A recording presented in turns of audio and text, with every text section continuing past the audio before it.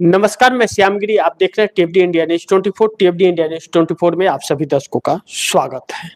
बिहार के अंदर राजनीति नई दिशा में करवटें लेनी शुरू कर दी है। नीतीश कुमार ने बड़ा फैसला ले लिया है।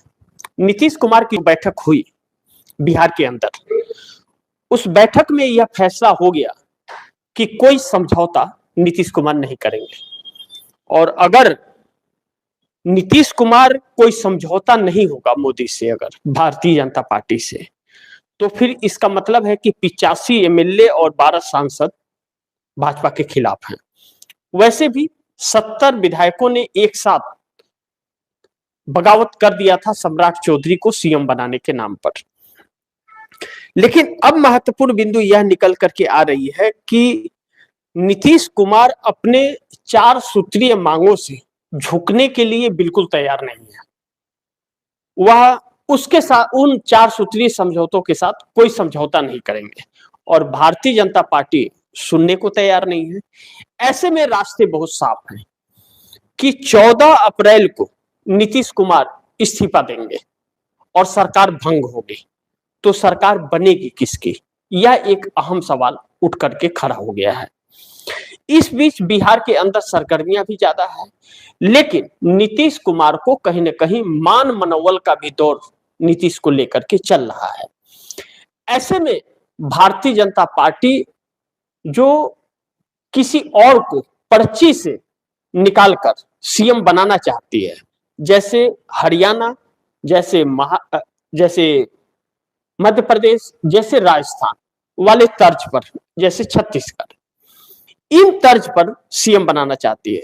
नीतीश कुमार बिल्कुल तैयार नहीं, क्योंकि नीतीश कुमार ने पहले शर्त में ही सीएम को लेकर के बात कह दी थी कि सीएम कौन होगा यह पहले फैसला हो, जो भारतीय जनता पार्टी ने मानने से स्वीकार कर दिया।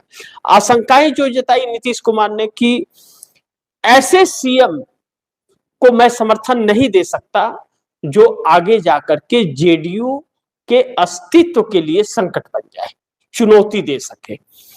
तो यानी कि समानताएं बिल्कुल नहीं है, और बहुत ही एक निर्णायक मोड़ पर नीतीश कुमार आकर के खड़े हो गए हैं। आशंकाएं लगातार भारतीय जनता पार्टी को लेकर के रहती है तोड़फोड़ की। इसलिए स्पीकर को जिस तरह से नीतीश कुमार ने कहा कि स्पीकर जेडीयू का ही होगा, क्योंकि जब गठबंधन की सरकार हो तो स्पीकर की भूमिका बहुत निर्णायक हो जाती है, और स्पीकर भाजपा का रहेगा तो पार्टियां टूटेंगी भी। यानी कि नीतीश कुमार यह मानते हैं कि भारतीय जनता पार्टी आदतों से बाज नहीं आएगी और वह तोड़ताड़ करेगी। ऐसे में नीतीश कुमार एक अलग रास्ता, यानी कि स्पीकर भाजपा का नहीं जेडीयू का होगा। लेकिन दूसरी तरफ गृह मंत्रालय की भी मांग, वह भी अस्वीकार भाजपा कर रही है। अब नीतीश कुमार को न तो सीएम मिलेगा, न गृह मंत्रालय मिलेगा, और न स्पीकर मिलेगा। यानी कि पूरी तरह से जैसे एनडीए की सरकार केंद्र में है तो भारतीय जनता पार्टी के हाथ में पूरा कमान है, वैसे ही बिहार के अंदर पूरा कमान भाजपा अपने हाथ में रखना चाहती है। अब ऐसे में नीतीश कुमार अगर समर्थन करेंगे तो नीतीश कुमार की पार्टी समाप्त हो जाएगी। 70 विधायकों का, यानी कि 70 एमएलए का यह कहना है। ऐसे में 85 एमएलए नीतीश कुमार के पास हैं और 12 सांसद हैं। 9 अप्रैल को ही नीतीश कुमार दिल्ली आ रहे हैं और दिल्ली आकर के राज्यसभा सांसद के सदस्यता ग्रहण करेंगे। अब ऐसे में नीतीश कुमार क्या 14 अप्रैल को जो चीजें चल रही है वह भारतीय जनता पार्टी को समर्थन देके सरकार बनवाएंगे, या इस्तीफे के साथ साथ सरकार बनाने का प्रस्ताव देंगे। अब महागठबंधन भी, जो इंडिया गठबंधन महागठबंधन के नाम से जाना जाता है बिहार में, महागठबंधन में पूरी तरह से सक्रिय हो चली है, और महागठबंधन की सक्रियता इस तरफ इशारा कर रही है कि भारतीय जनता पार्टी बड़ी संकट में पड़ सकती है। क्योंकि 130 विधायकों का कहा जा रहा है, चर्चा है कि 130 विधायकों की सूची तैयार हो चुकी है। नीतीश कुमार के बगैर भारतीय जनता पार्टी सरकार नहीं बना सकती, और गूढ़ा भाग चल रहा है। गुड़ा भाग के अंदर भारतीय जनता पार्टी 116 पर आकर के टिक जा रही है और 222 बहुमत का जादुई आंकड़ा है। बिहार के अंदर 122 जादुई आंकड़े में भारतीय जनता पार्टी के पास 89, चिराग पासवान के पास 19, जीतन राम मांझी के पास 4 और उपेंद्र कुशवाहा के पास 4, यानी कि 116 सीटें यह होती हैं। लेकिन वहीं विपक्ष के साथ Nitish Kumar 85, JDU RJD 25, Congress 6, IP Gupta 1, जैसे मिला करके लेफ्ट मिला करके 130 सीटें हो जाती हैं तकरीबन। अब 130 सीटों के साथ नीतीश कुमार यानी कि 8 बहुमत के आंकड़े से 8 विधायक ज्यादा विपक्ष के साथ मिलकर के, और भारतीय जनता पार्टी नीतीश कुमार के बगैर नहीं।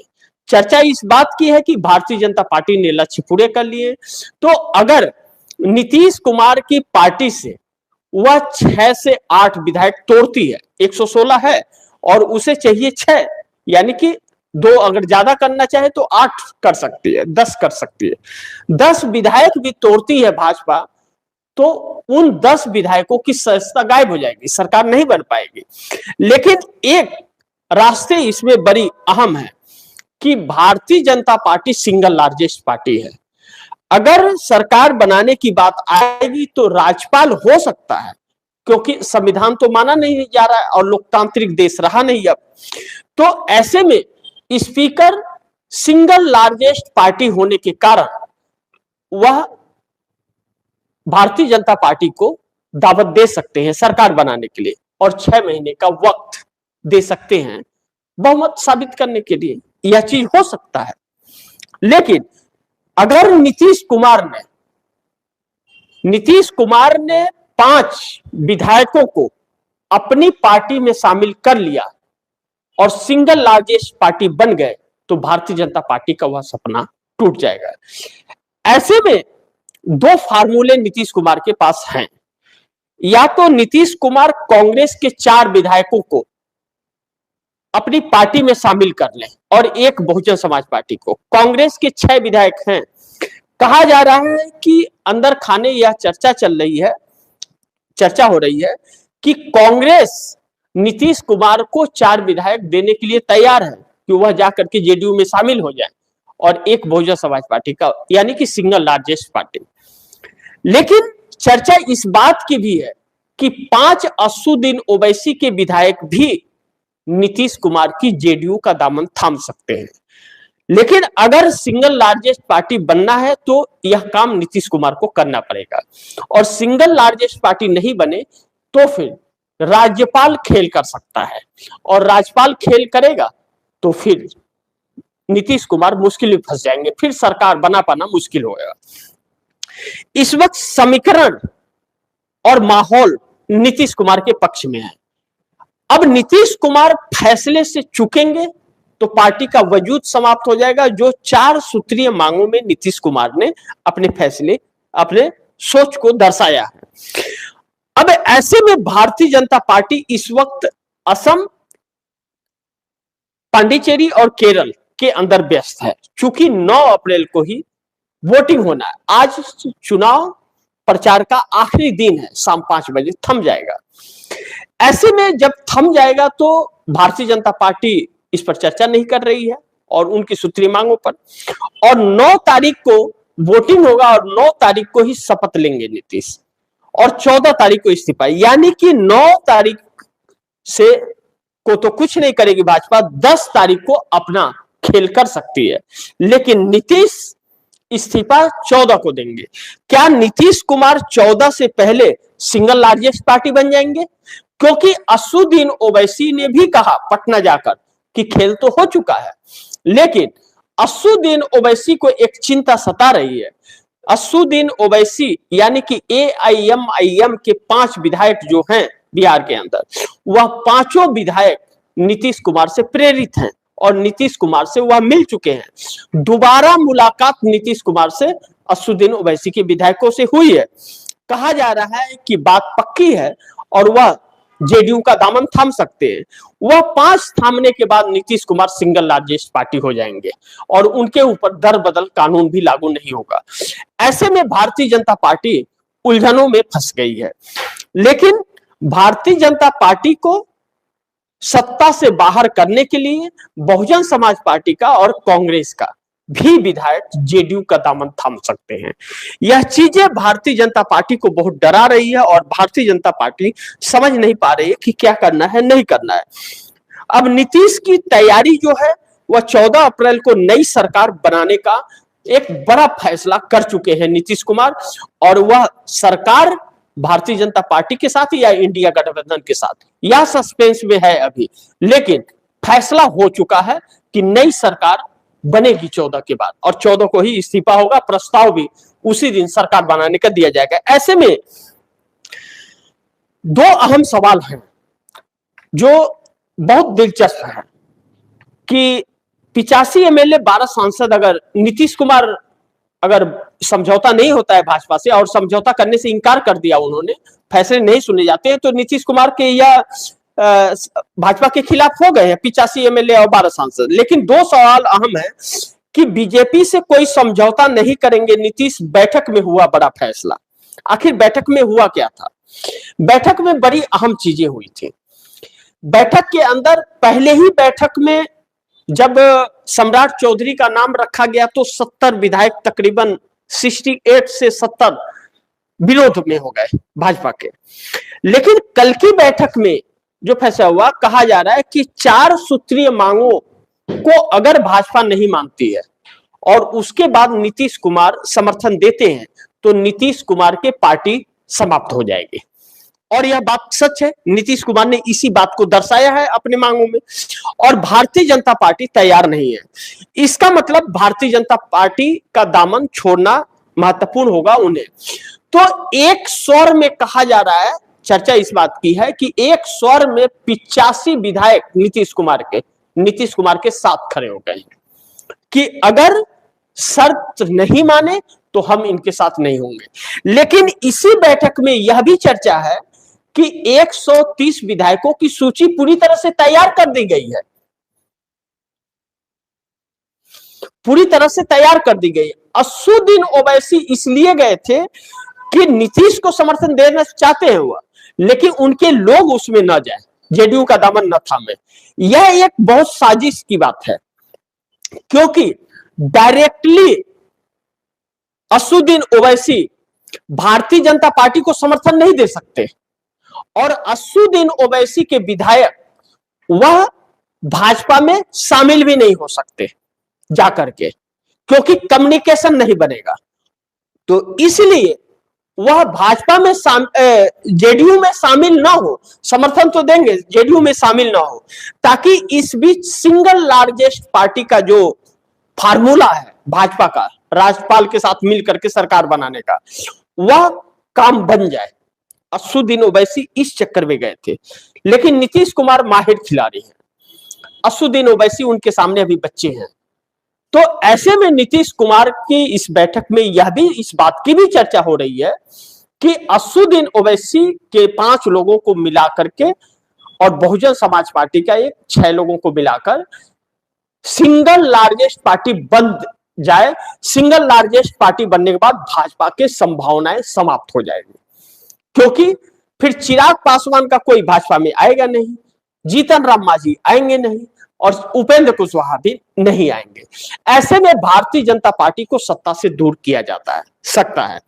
ऐसे में कहा जा रहा है कि आईपी गुप्ता एक बहुत बड़ी भूमिका निभा रहे हैं, और देखा भी जा रहा है आईपी गुप्ता असुद्दीन ओवैसी से मिलते हैं, आईपी गुप्ता राहुल गांधी से मिलते हैं, आईपी गुप्ता तेजस्वी यादव से मिलते हैं, पप्पू यादव सबसे मिल रहे हैं आईपी गुप्ता, और वह सरकार बनाने की कवायद में है। अब 14 अप्रैल बहुत अहम दिन हो गया है, लेकिन यह तो समझौता हो गया, फैसला हो गया है कि किसी भी तरह का कोई भी समझौता अब भारतीय जनता पार्टी से नहीं करेगी जेडीयू। और नीतीश कुमार 12 सांसदों की जो बात है, 12 सांसदों में कुछ लोग भाजपा के साथ हैं। अब उन नेताओं में भी और विधायकों में, विधायक तो खैर भाजपा के खिलाफ हैं, सांसदों में भी इस बात की है कि अगर भाजपा के हाथ में बिहार चला गया तो ना तो भाजपा के विधायकों को कोई सम्मान मिलेगा और न तो उनकी कोई सुनने वाला रहेगा और न तो ऐसा मंत्री पद मिल पाएगा और न तो केंद्र में भी जो दबदबा थोड़ा बहुत है वह भी खत्म हो जाएगा, क्योंकि फिर जेडीयू को तोड़ना दोनों जगहों पर बहुत आसान हो जाएगा डंडा बजा के, क्योंकि दोनों जगह कुछ भी हाथ में नीतीश के नहीं रहेगा, न केंद्र में और न बिहार में। केंद्र में गृह मंत्रालय, स्पीकर, सब कुछ किसका है? मोदी के पास है, भाजपा के पास है। बिहार में स्पीकर, सीएम, गृह मंत्रालय, यह सब किसके पास? यह सब भाजपा के पास। तो नीतीश कुमार कैसे क्या करेंगे? पार्टी तोड़कर अपने स्पीकर से करा ले पार्टी में शामिल, तो क्या करेंगे नीतीश कुमार? दोनों जगह पर कुछ नहीं कर पाएंगे, यानी कि दुविधा में दोनों गए, रहमन मिले न राम। इसलिए नीतीश अब किसी समझौते के मूड में नहीं है और नीतीश कुमार ने मन बना लिया है कि अब भाजपा का साथ छोड़ना है, क्योंकि अब भाजपा घातक हो गई है। नीतीश कुमार का अंदाज देखकर और नीतीश कुमार की हालत को देख करके चंद्रबाबू नायडू खासे परेशान हो गए हैं, क्योंकि नीतीश कुमार के बाद सीधा नंबर चंद्रबाबू नायडू का ही आने वाला है, यह भी वह जानते हैं और मोदी बुरी तरह से फंसे हैं।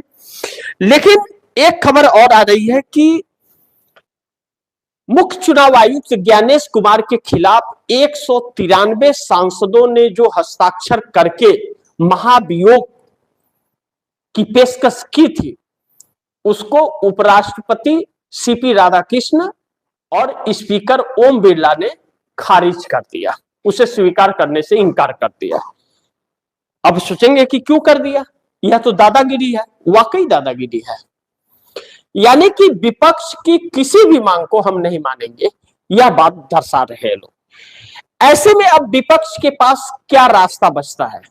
ज्ञानेश कुमार लगातार धांधली कर रहा है। आज जो सूची आई है, 90 लाख लोगों के नाम पश्चिम बंगाल में कट गए हैं पहली सूची में, और दूसरे चरण के मतदान में कितना कटेगा वह देखना। अभी तक तैयार नहीं हुआ, दूसरी चरण के मतदान की सूची ही नहीं जारी हुई है। पहले चरण में 90 लाख लोगों के नाम कट गए। भारतीय जनता पार्टी के लिए अच्छी तरह से व्यवस्था चुनाव आयोग कर रहा है, फर्जी वोटरों की भरमार कर रहा है और जेन्युइन वोटर्स जो है उनके नाम को काट रहा है। ऐसे में 90 लाख लोग क्या घुसपैठिए हैं? इस सवाल का जवाब न तो न्यायपालिका दे रहा है, न चुनाव आयोग दे रहा है। सरकार तो देगी नहीं, चुनाव आयोग को लेकर के खारिज कर दिया। अभी पश्चिम बंगाल में जो गोदी मीडिया सर्वे दिखा रहा है, उस हिसाब से भारतीय जनता पार्टी की सरकार बन रही है। अब आप जब विपक्ष के वोट को काट देंगे और फर्जी वोट डलवा लेंगे तो फिर सरकार तो बना ही लेंगे, इसमें कोई शक नहीं है। तो एक तरफ 90 लाख लोगों के नाम काटना और दूसरी तरफ चुनाव आयोग के उस महाभियोग को लेकर के खारिज कर देना, यह दिखाता है कि किस तरह की जबरदस्ती और तानाशाही चल रही है। तो विपक्ष के पास एक ही रास्ता है अब, इस सरकार को बदलना। जब तक यह सरकार और स्पीकर नहीं बदलेगा तब तक इस देश में कुछ भी ठीक ठाक नहीं होगा, यह तय है। और यह को ज्ञानेश जैसे अधिकारी तब तक दलाल बनने ही रहेंगे, इसमें कोई शक नहीं है। लेकिन नंबर 2 जो और भी महत्वपूर्ण है कि 3 दिन का विशेष सत्र संसद का मोदी के लिए संकट तो नहीं। अब यह 3 दिन का जो विशेष सत्र बुलाया गया 16, 17 और 18, यह क्यों बुलाया गया है? इसमें कई चीजें निकल करके आ रही है। एक निकल करके आ रहा है कि वोटरों को रिझाने के लिए पश्चिम बंगाल में और तमिलनाडु में महिला आरक्षण पर कुछ छेड़छाड़ करने के लिए संविधान संशोधन बिल पर बात होगी, लाया जाएगा। अगर यह चीजें हैं तो चंद्रबाबू नायडू के लिए शुभ संकेत नहीं है। इसका मतलब भारतीय जनता पार्टी इस जो अपना षड्यंत्र है रिझाने का, वन नेशन वन इलेक्शन की तरफ बढ़ रही है, बड़ी तेजी से बढ़ रही है अंदर खाने, जो चंद्रबाबू नायडू के लिए बड़ी दिक्कत होगा। और 543 से 816 सीटें लोकसभा की करने की तैयारी है। नीतीश कुमार भी यह जानते हैं और चंद्रबाबू नायडू भी जानते हैं कि जिस दिन यह भाजपा करने में सफल हो गई, उस दिन नीतीश के अस्तित्व भी खत्म हो जाएंगे और चंद्रबाबू नायडू के भी। लेकिन यह देश भी अंग्रेजों से बदतर गुलाम आरएसएस का हो जाएगा उस दिन। फैसला नीतीश और नायडू को करना है। फिलहाल तो नीतीश कुमार ने समझौते से इनकार कर दिया है, लेकिन कितना वह इस पर अड़िग रहते हैं इस फैसले पर, यह देखना बड़ी महत्वपूर्ण होगा। तो बाकी आप दर्शकों की क्या राय है, क्या सुझाव है, कमेंट बॉक्स में जरूर दीजिएगा। इस खबर को ज्यादा से ज्यादा शेयर कीजिएगा, अपने दोस्तों को भी कहिएगा आगे शेयर करें। और आपने अगर टीएफडी इंडिया न्यूज 24 को सब्सक्राइब नहीं किया, सब्सक्राइब कर लीजिए, अपने दोस्तों को भी कहिएगा सब्सक्राइब करें। मिलते हैं अगली खबर के साथ, तब तक के लिए नमस्कार।